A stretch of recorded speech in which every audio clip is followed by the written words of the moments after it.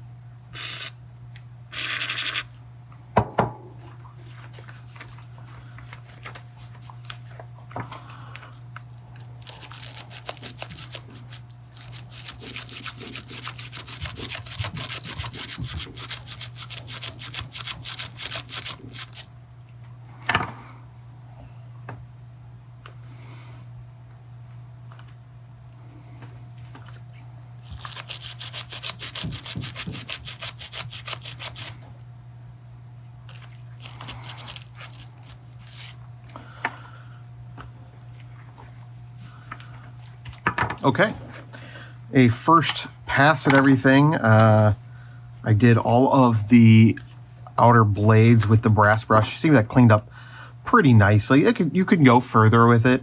I'm not necessarily needing a perfect restoration, but and then I cleaned all of the inside with the nylon brush. Still, it's pretty nasty inside some of it, and we're gonna deal with that momentarily. I've got here some coffee stir sticks that I cut down, and I'll use that to get into some of those more recessed areas and give a little more mechanical pressure into the gunk and grime. And you see I'm being very, very liberal with the amount of WD-40. Not going to worry about saving it. Just want to get everything broken down and flushed away as easily as possible. In addition to the big brushes, I do like, let's see if we can get them out of here. I've got, there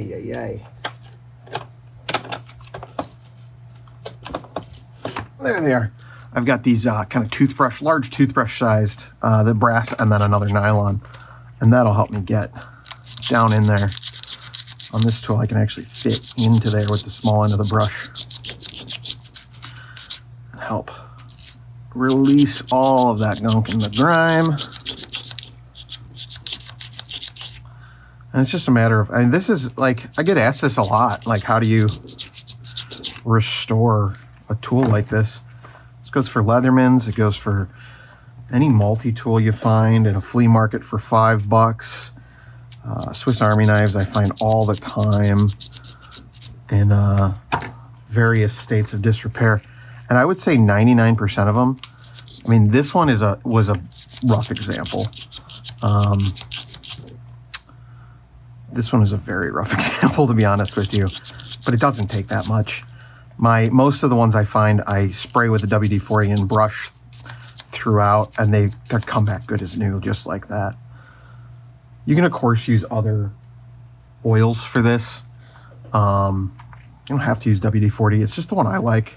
It's the one I've always kind of grew up with and always have on hand.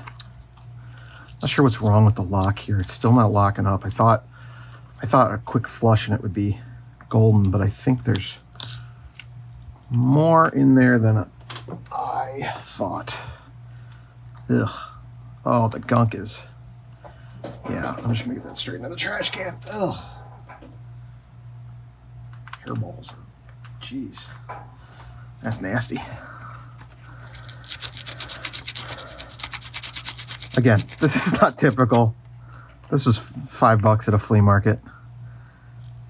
And it was in bad shape, but it was an example of a Swiss Army knife that I don't have and wanted to kind of learn about.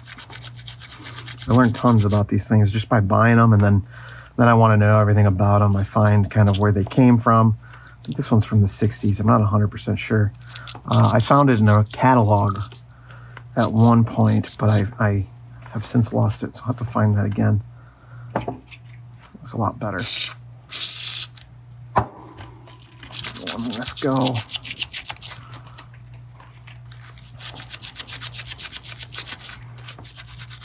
Nice thing about these nylon brushes is even if they don't fit in the cracks, you can just kind of go at it. It's not going to harm the Celador or whatever these handles are made out of. So that looks pretty good there for that side to start. Flip it over. Still got to figure out that lock situation. I can hear the grit in there. I've also got this interesting kind of mechanics where if you press it while the blade's in it, or lifts the blade. No idea if that's intentional. Get the awl and the corkscrew open real quick. Just get in there a little bit more. Now, like these liners are aluminum. Usually you're not going to have a whole lot of, you're not going to get rust, certainly. Some of the blades could. I keep what used to be a bottle of gel evaporust in my kit here, and if I put you can put a coat. What's nice about the gel is you can put a coat across a blade or a tool and leave it sit for a few hours, and then come clean it off with a brass brush, and it'll eat right through that rust and back to the clean metal. Very, very good, handy stuff. And even though most of what I deal with is stainless, I still keep that little bottle on hand just for the restorations. Because stainless does not mean unstainable, unfortunately. Well, it's supposed to, but not always in practice. Depends on the composition of the metal, how much chromium's in there. Sacks, Swiss Army knives last a long time because they have a lot of chromium. Got a very kind of unique, or at least recognizable, signature formula, it seems. Oh, I found tweezers while I was in there too. I was cleaning it out. I don't know if you saw that in the time lapse. But I found a little tweezers. Always nasty finding old toothpicks. Rather find old tweezers, I suppose, but who knows? I wouldn't use those unless I replaced them, and even then, this is an old knife. You don't know where it's been. I'm a germaphobe, so you can see kind of along the edges. There's a ton of kind of cracking at the scale. I'm sure that this thing's been through some stuff. That's okay. If I was doing a Leatherman or tool like that, I might come through and tweak the pivots. I keep a little tube of thread lock in here. And this is red, but it doesn't seem to lock up as much as the liquid. That's like a glue stick you can use. And then I've got a couple of sharpening plates there as well. I probably won't bother going through and sharpening those up. I mean, this thing's been, I don't think that was the original blade shape. But, let's see if we can get that lock working. Let's see what's going on there.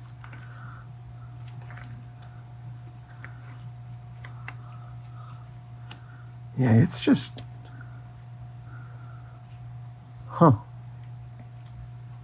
Sorry, I'm trying to look past you to see. I'm not sure. I might pull up a schematic and, well, let's see. Oh, yeah. Even if I pull it kind of up and then just actuate the blade just pushes it right away. I don't know if that's, I can't imagine that's intentional. I imagine you're supposed to squeeze it and press to unlock the blade. When you press that in, it swings very freely. It's like there's no spring tension. In fact, there isn't. I can see that I'm actuating the spring right there. And yet it's not locking. I don't know if you can. I think it might be worn down too much. Looks like there might be some locking geometry inside right here where on the tang of the blade that's just not engaging anymore, which would be too bad, but I'll pull up a video real quick or some schematics and see if I can figure out why it's not working. But I'll probably have to just leave it be and move on. Back in a flash. Unfortunately, it doesn't look like that's going to be something I can repair on this knife. That is what's called the pack lock system on the 85mm Wenger knives, according to SacWiki. Thank you, as always, SacWiki, for showing me what's up what. At this point, I would normally, if this was a carry knife, I would sharpen up the blades and continue to wipe it down until some of that excess oil was worked in or gone. Could continue to brush it up a little bit. As I've said, this is a very interesting example. But then I would take some KPL. This is the original.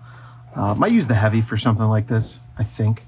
I don't have a ton of experience, but I do know that WD-40 is not the end-all be-all. I do use it for everything, and you can use, Ballistol or whatever. You can use whatever you want for this. The point is that those oils are not meant to be your pivot oil, and that's where I grab something like KPL. This will wick in to those pivots, and I would put a drop at each point and work it in. And you just put a little drop. It's got a nice, I don't know if you're familiar with this, a nice fine tip. And you can just put it in at each of the pivots. Let's do this through the camera. And just drop a little bit in each, 1 or 2 drops at each pivot, and then work that in. And that'll clean up your action quite nicely. The WD-40 is great for getting all that gunk and flushing it out. But then it doesn't last very long. It doesn't work. It's not for the action. It's for cleaning the thing up. Then I would switch and go use some KPL. And I don't know if you can hear that. This is still gritty as hell. So if I wanted to, if I wasn't going to do this on camera, I would spend another 45 minutes just flushing it out with WD-40 until it's nice and clean before I put that KPL in. But that's what I would do. If you guys have your own techniques, share them down below. I'm sure there's tons of people that would love to hear it. But that is what I do and have had some success with on a lot of different Swiss Army knives and a lot of different multi-tools. That's kind of my toolkit there, is a lot of brushes, a lot of WD-40, and then we'll kind of finish it off with some nicer stuff when possible. But that is my restoration technique, my restoration process for Swiss Army knives. I hope someone has found that helpful. Like I said, please leave your methods down below. I'd love to read them and learn from you guys. I think it's fun to see our community forming, and always trying to respond to comments when you leave them. So appreciate your time, appreciate you watching, and we'll see you in the next one. Thanks. I hope that you guys appreciate this new camera angle. I mean, look at how much room we have for activities now.